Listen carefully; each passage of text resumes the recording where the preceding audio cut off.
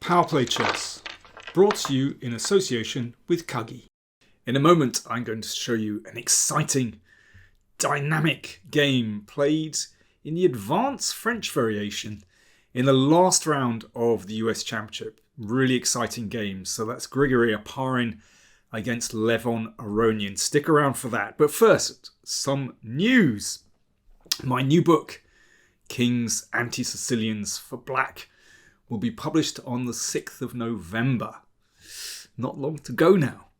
In the book, I set out a repertoire for Black against all those systems where White doesn't go in for an open Sicilian. So, for example, the Rossolimo, a repertoire for Black, and many of you will know that I recommend knight f6 there. The closed Sicilian, the Grand Prix attack. I also, of course, look at the Mora Gambit. This is basically the book form of my chessball course, which has had a very favourable reaction. But I've tweaked some of the variations.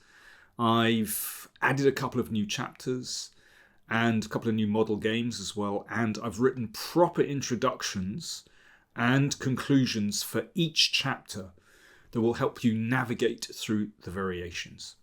And quite simply, many prefer a book to the digital format. I think with a book you can somehow get a better overview of the whole systems, really, all of the systems. One of my repertoire recommendations on the course has provoked mixed reactions, and that is against the Alpin, I recommend 2e6. This is a fundamentally sound move, although curiously it's played in fewer than 10% of games against the Alpin, in spite of being played by Carlsen, Kasparov, Caruana. Need I go on? Well, King as well. There you are. I've played it throughout my career with great success, I have to say. Black wants to plant a pawn in the middle, like this. So it's really sound. This is classical chess. Most of my opponents went for this, and you reach an IQP position. And I really like playing with the IQP because it gives you space and it gives you chances to attack. But there is another possibility for White, and in this position, of course, after d5, it's possible for White to transpose into an advanced French. And it's that that bizarrely has attracted the ire of a few people. Not many, but a few people who have been quite vociferous in their comments. So a typical comment is, I don't play the Sicilian in order to go in for a French. Some regard this switch as kind of a fundamental attack on their chess playing identity. But the switch has already occurred when White plays the Alpin, as it's a different structure to the open Sicilian. When White plays the Alpin, Black simply isn't going to get the kind of free-flowing Sicilian that we all crave, as the pawn structure is different. And the other main lines of the Alpin, 2 knight f6 or 2 d5, that's certainly not a Sicilian position either. And very often you have to fall back into a position where you're defending a lot of the time. Besides, the advanced French is theoretically sound for Black. There are many decent ways for Black to play this opening. And the advanced French offers Black dynamic counter chances in an unbalanced position from a sound basis, which is basically all we can ask for with Black. So, with all that in mind, let me show you Oparin against Aronian from the last round of the US Championship. This game is an absolute treat, and I think it shows Levon Aronian at his absolute best, playing really dynamic, creative chess. So this game did not start out as a Sicilian. Oops, excuse me a moment. It did not start out as a Sicilian. It started out as a pure French defense and went d4, d5.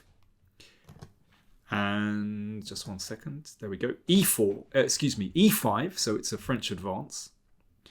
And c5, c3. So we've transposed back into a position that is possible from an Alapin. So this is mainline advanced French. And black has this very nice structure and possibilities to attack on the queen side and possibly on the king side as well, as we're going to see. So knight c6, so here we go, the pressure builds. Bishop d7,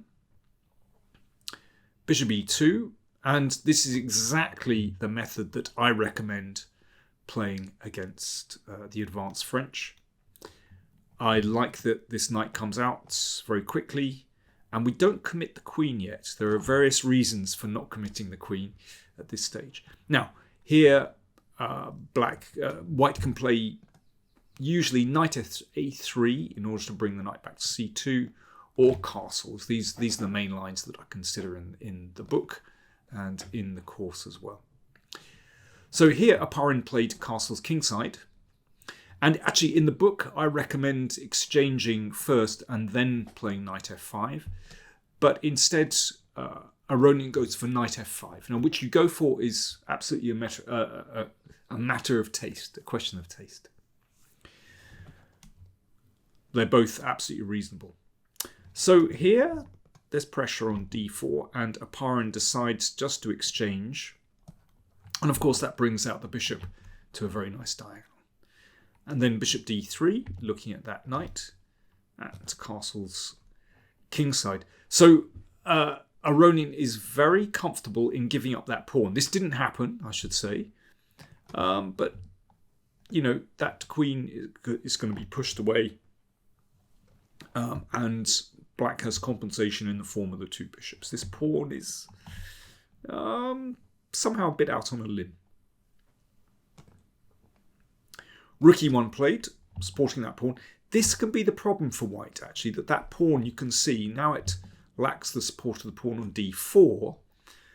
That can come under fire, and it might be possible for black to undermine that pawn, either attack it or undermine the pawn with f6 later on. Anyway, h6 first. That can be a useful move, preventing either a knight or a bishop coming to g5. Knight d2. Now a5. So that secures the position of the bishop on this diagonal and obviously prevents b4 and can be a useful move when it advances as well. Bishop c2 and a4.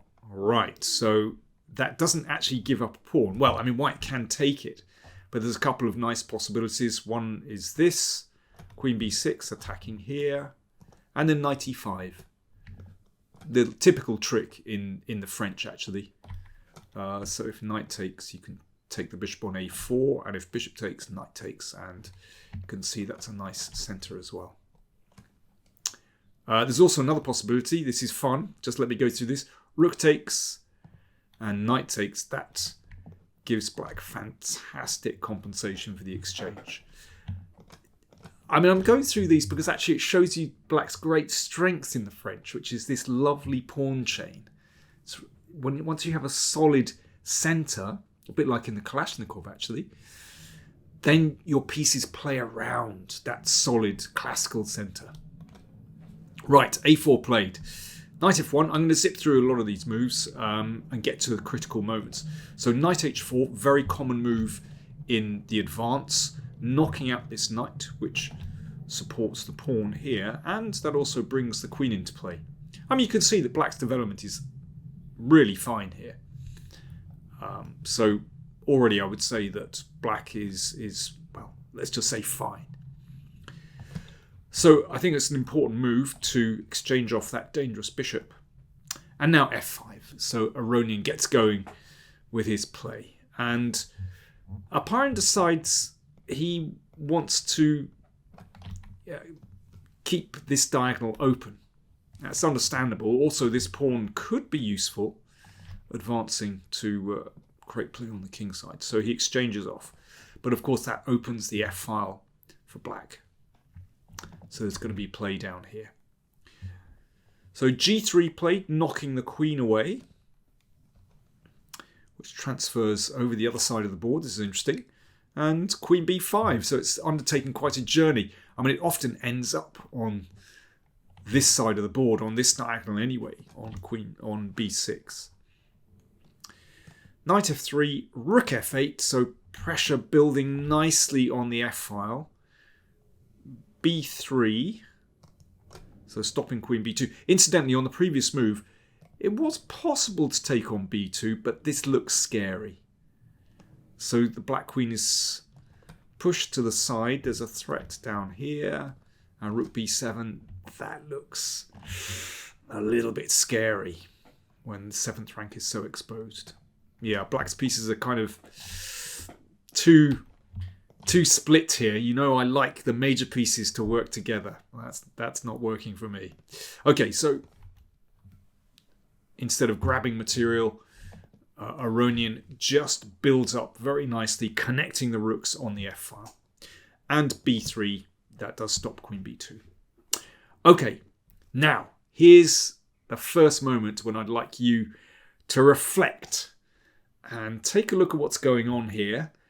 How would you play for black in this position? So, time for you to think. Time for me to have a slurp of tea. And yeah, what should black play here? Cheers.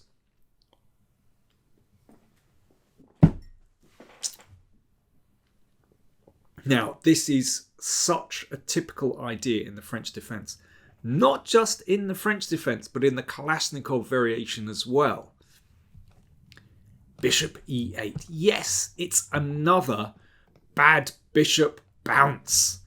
So the bishop inactive on d7, blocked in by the pawn.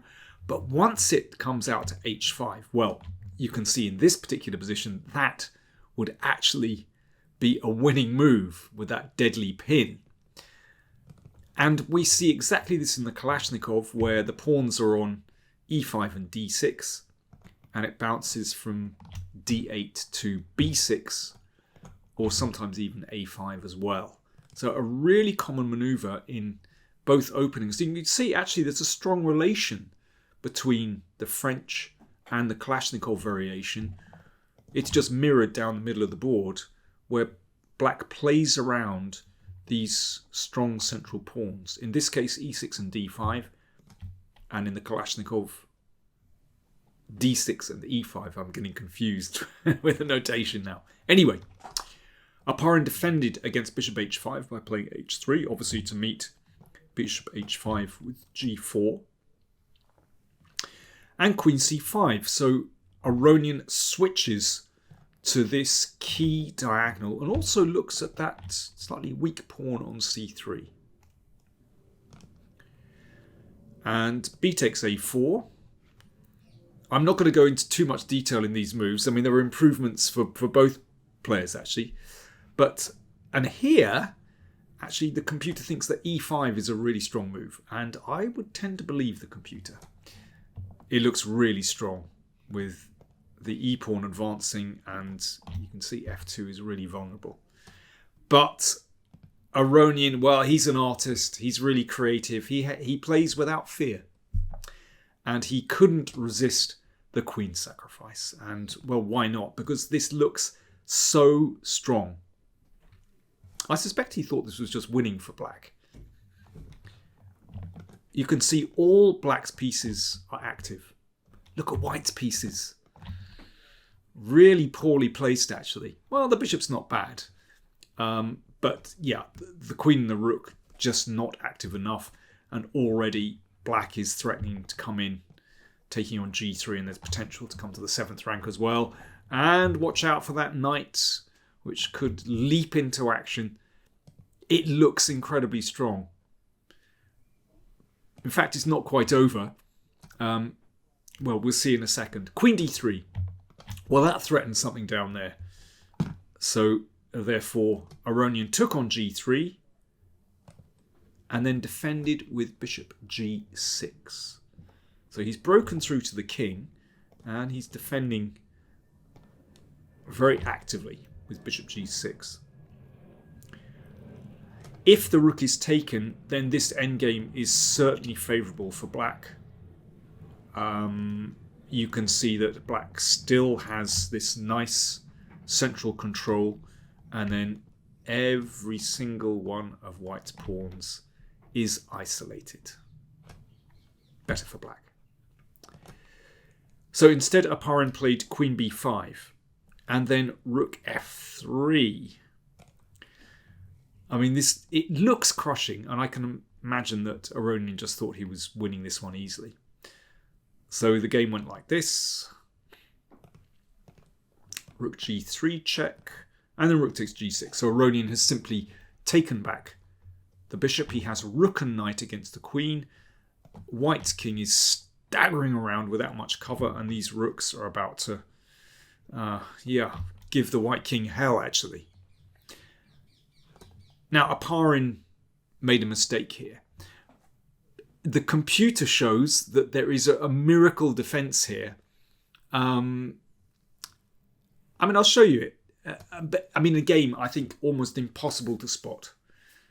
The computer thinks that rook g1 is holding for white. This is absolutely not obvious. Let me show you how and why.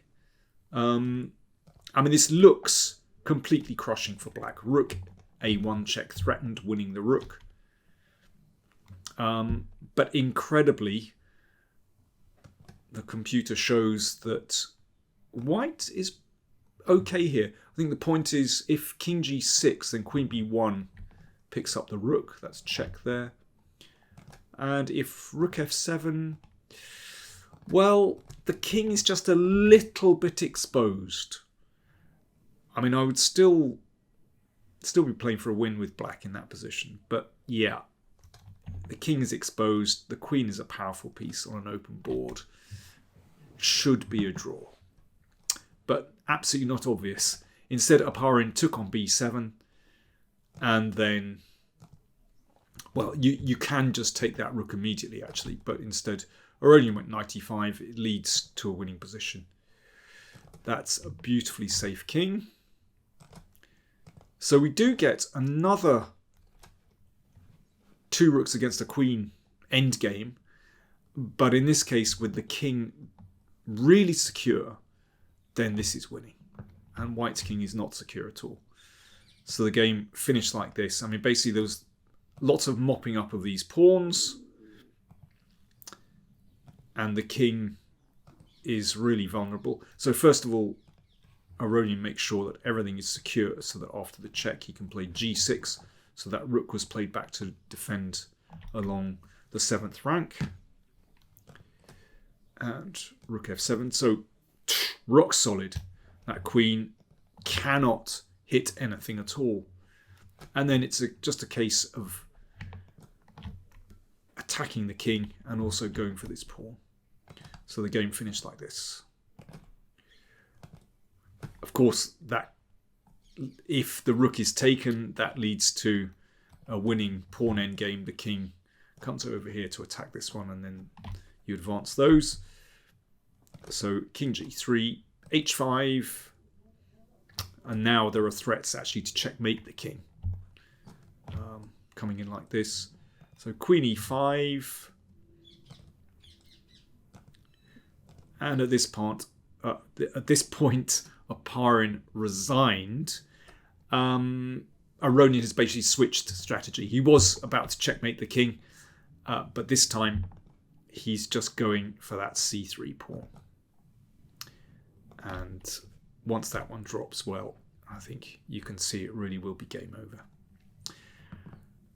Really dynamic from Levon Aronian, and as I mentioned before, I do like the similarities in strategy between the Sicilian Kalashnikov and the French, with this strong centre which can roll down the board, and yeah, this absolutely typical idea, the bad bishop bounce, coming into the game successfully.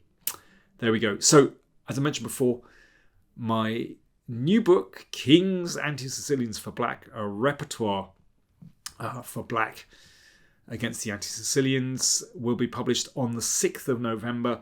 I'll put the link down below and you can click through and you can see some sample pages from the book.